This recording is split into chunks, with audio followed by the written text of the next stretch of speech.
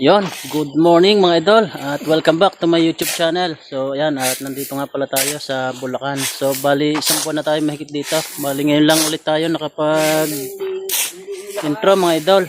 So ayan yung ginagawa natin mga idol namin ni na Pueleyo Mercado. Ayan, at to story nga pala yan mga idol. So bali wala siyang plano, kumbaga inisip lang ng may-ari ni na lolo at lola. So ang katulong at kasama natin dito ito si Tatay Tony, taga dito sa Upper COC sa Bulacan. Si Tatay Tony, yan ang pinakamasipag natin ditong katuwang din na halos yan tambak yung pinagbitayan, no?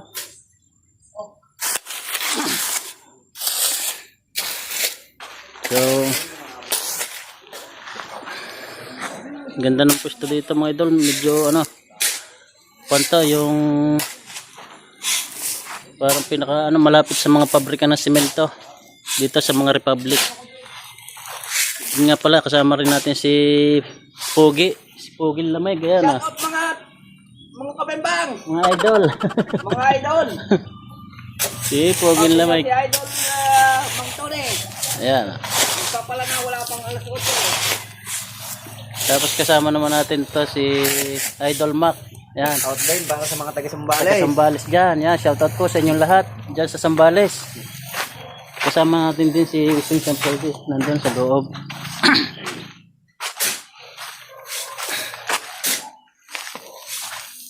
So matagal-tagal na rin tayong hindi nakakapag-fishing, isang buwan na mahigit. So nandito nga tayo, tinawag ni Lola sa kanilang pinapagawang bahay. Yan, at medyo malapit-lapit na rin naman, mahalapit-lapit na din to. Ayan. Naka typhoon roof nga pala yan mga idol. Ang bubong niya na dun sa loob. Kaya ganyan nangyari.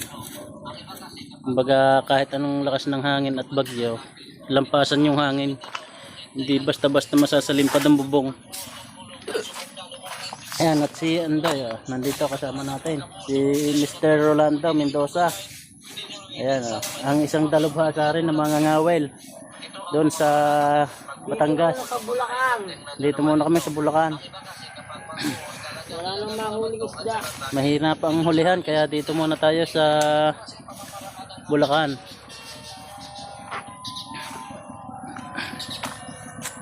Ayun, yun ang ating project mga idol. Ayun yung ating ginagawang bahay. At maraming salamat nga pala kay na Lola at Lolo at tayo pinagkatiwalaan sa kanilang pinapagawang bahay. Ayan, malawak-lawak din to mga idol, nasa 500 square meter din na higit. Ayan, at palipot na ng bakod. Bale, nagagawa nga pala ng bakod nito ay sina Pinsan Freddy at saka si Idol Mac, taga Sambales. Sila nagagawa ng mga mating, ayan. Tsaka yung mga grills din sa taas at mga hagdanan. Sila ang bahalang magawa dyan. At yan ang mga expert sa pag-welding. Ayan. Idol! Yun. Yan na, nag-aayos na ng wire. At mag-uumpisa na. So bali dati ito ay kinamasa na ni Tatay Tony. Nilibot ko kayo sa taas mga idol. Habang may konting oras pa. Yun nga pala si Pinsan Fred. Hi guys. Yeah. Welcome to my vlog. So ayan mga idol. At ito, hindi pa nabububungan mga idol. Ginagamit pa namin yung mga gagamitin na tubular na pang ibabaw, kaya hindi pa mabubungan ito. So, ginawang andamyo para may matungtungan sa pagpapalitada, pagpaplastering din sa likod. Ito nga pala yung mga pinabricate na ni Idol Mac. Ayan ganda. Siya din na nagpabricate, siya din na nagpipintura para ilagay doon sa mga tulad na yung mga bakod. Tapos ito naman yung panglagay sa mga bintana. Ayan yung design. Tapos yung hamba puro na din tubular at zipper lens. Ayan. Kaya garantisadong walang aanayan, magagalit sa atin ang aanayan. Yan. Makikita nyo, i-update ko kayo mga idol sa pagkatapos ng ano yan, habang nabubuo. Habang nabubuo yung mga pinapabricate at pag na-apply na, makikita nyo rin niya, ma-update kayo mga idol. Ito nga pala yung CR. Ang laki ng CR, parang kwarto na. Oh. Nag-CR pala.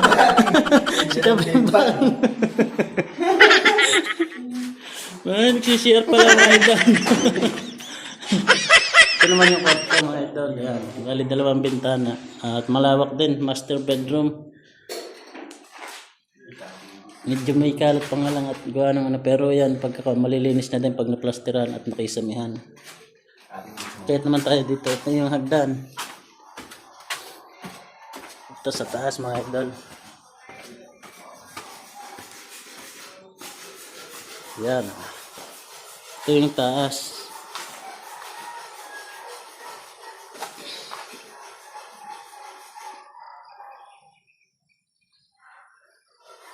Overlooking dito sa taas mga idol. Ayun, may naliligo doon sa balon. Ayun, balon.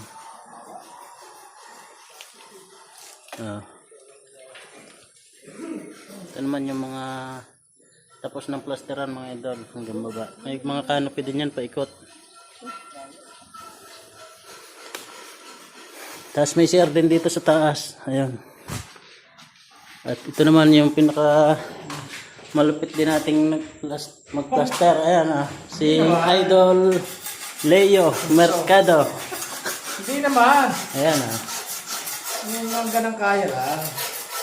Kumbaga sabi nga, hindi yun daw lang kaya pero malapit yan. Kaya si Mr. Rolando. Biyahe niya. Duktungan. Bali dito sila nagpapalitan ng mga idol. Papakita ko rin sa inyo. Ito pa rin yung karugtong ng canopy mga idol. Paikot. Para bumagay, mas bagay tignan. Sana dito. Ayan, nakabutan na rin natin ng, ng gutter. Ayan. Ayan, pinaplasteran nila. Nilagyan ng matay, sobrang kapal. Nilalagyan ng mating para hindi ito mga idol, kaya nilalagyan ng ng mating, sobrang kapal ng palitada.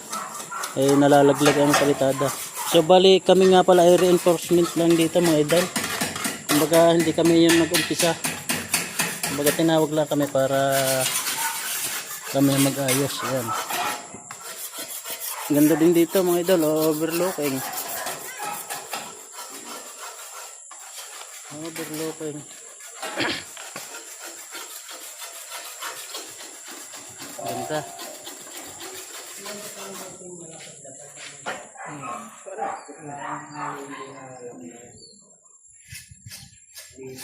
Yun, baba muna tayo. Yeah.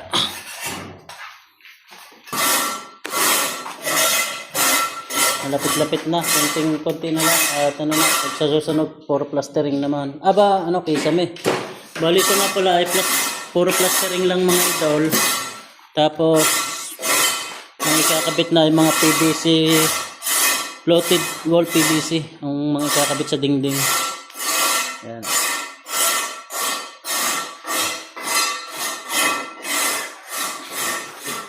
Tara muna tayo. At 5 minutes na lang. At 5 minutes na lang. Work na ulit tayo. Yan si Poge.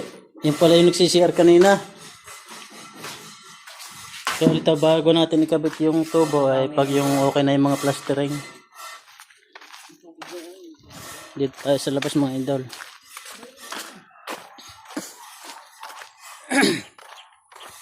So bali ito naman yung bakod na ginagawa ni na Idol Mac. Kani Pinsan Freddy. Ayan.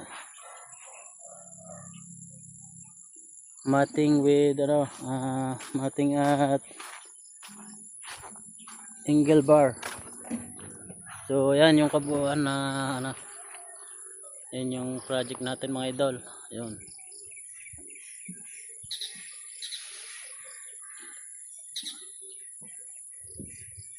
Bali ang yari niyan ay typhoon roof. Kumbaga iwas sa malakas na hangin at bagyo ang bubong niya.